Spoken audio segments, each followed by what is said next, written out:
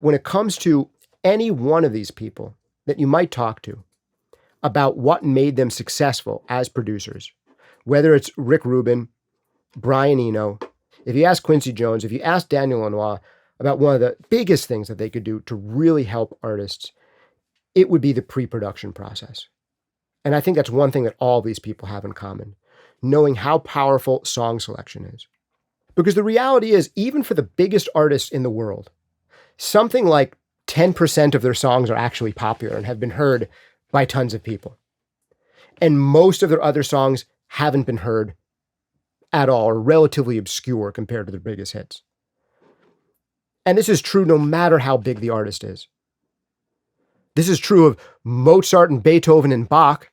It's true of Prince and Michael Jackson and Iron Maiden, Black Sabbath and Britney Spears, that so many of their songs are relatively obscure.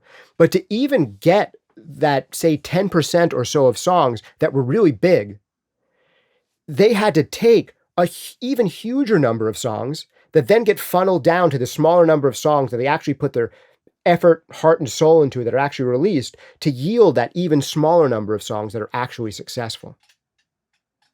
So I think that's one big thing that a lot of these producers do is they help create a really big funnel, help artists generate a lot of ideas, throw a lot away, and pare things down more and more and more and more so they get a super strong, solid offering of songs.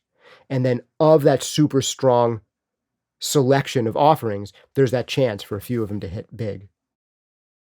And the more that producers lean into this, often the better releases go. And I think that is one of the reasons that Thriller is still the biggest selling record of all time. This guy, Quincy Jones, was producer on. He said they worked on 800 songs to get 8. And I believe that something like 6 or 7 of those songs were, top 10 hits. They had a whole slew of number ones on that record. And I think one of the superpowers there that any producer is going to bring to the table in their job of trying to get a good quality product delivered on time and within budget is to narrow down the selection of songs dramatically from a really big possible selection of potentially great song ideas.